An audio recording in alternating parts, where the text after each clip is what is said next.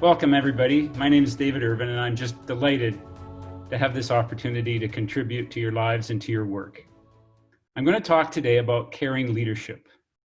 I'm going to talk about what I learned in my family growing up from my mother, from my father, and from my brother. And then I'm going to talk about what this has to do with you and give you some strategies for how you can be a caring leader and be reminded of how important caring is in your leadership work these days.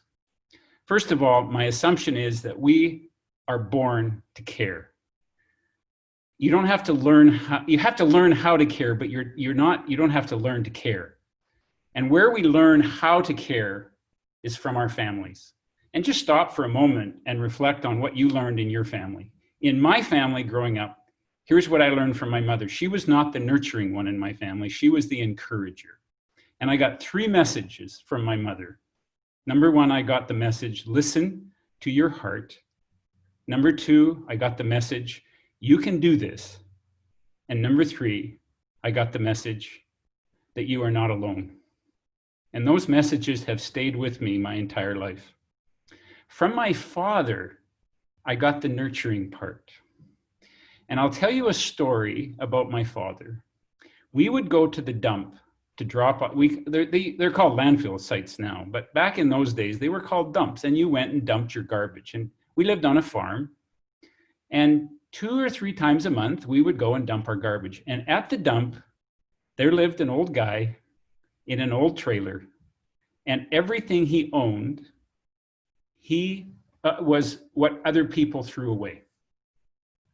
And his name was Monty, and my dad would stop and would visit with Monty every time we went to the dump. It was an adventure. Although when I was a kid, I wanted to get the heck out of there. But I learned by his modeling the importance of caring. And the day that my parents sold their farm, Monty got on his bicycle that had been thrown away by somebody else that he had fixed up, and he rode 10 miles to say goodbye to my father. And my father reminded me that caring matters. Now, from my brother, who was a rural physician for 35 years, and in 2013 was given the award of Alberta's Outstanding Family Physician. He was 5 days before he was to receive his award, collapsed in the arms of his wife and was diagnosed with an anaphylactic astrocytoma. And so for the next 3.5 years before his death, I was on his caregiving team. And as his brother, I shaved him and I fed him and I massaged his feet and I cleaned him, stuff I never thought I would ever do with my brother. My brother gave me a great gift of the importance of caring. And in his last days, I would take him in a wheelchair and I would wheel him around the yard, the grounds of where he spent 35 years as a rural physician. And his staff would come out and they would hug him and they would cry, and his patients would come out and they would cry, and his colleagues would come out and they would cry. And I said, what makes a great doctor? Because he wasn't just admired and he wasn't just respected, he was loved. And I want you to think for a moment who on your staff are loved. You know who they are. And I said, what makes a great doctor? And what they said is, inevitably, time after time, he was a great doctor because he cared. He cared about his work, he cared about us, he cared about his community. So what does all this have to do with the caring that's in front of each of you today?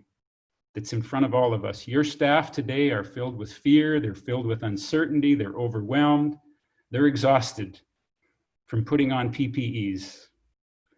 And I can only imagine the strain and the stress that they must be going through. And I want to leave you 5 things that come with caring today. And I'm simply going to be reminding you of the value of the way that you're caring today. Number 1, this is a time to be there. It's a time to be present. It's a time to extend trust, to believe in people. It's a time to be patient. It's a time to let people know that they matter, that they count, that they make a difference. It's a time to open your heart. It's a time to share what matters to you and how what they do matters to your organization and to the communities that you serve. And finally, we need to express appreciation. What you appreciate, appreciates. I think you can praise sometimes too much, but you can't be too grateful. People need in a myriad of ways to be told that they are appreciated. Whatever we appreciate, appreciates. So let me review those 5 things for you. Be there, be present, extend trust, exercise patience. Let people know that they matter, open your heart, and appreciate.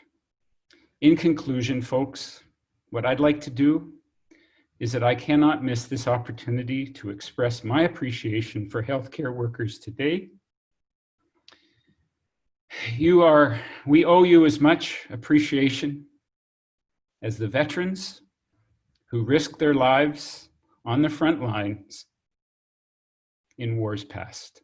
Thank you for your contribution. Thank you for your leadership. Thank you for your caring. Keep your heart open, keep your spirit strong, and remember that caring matters. Thank you very much.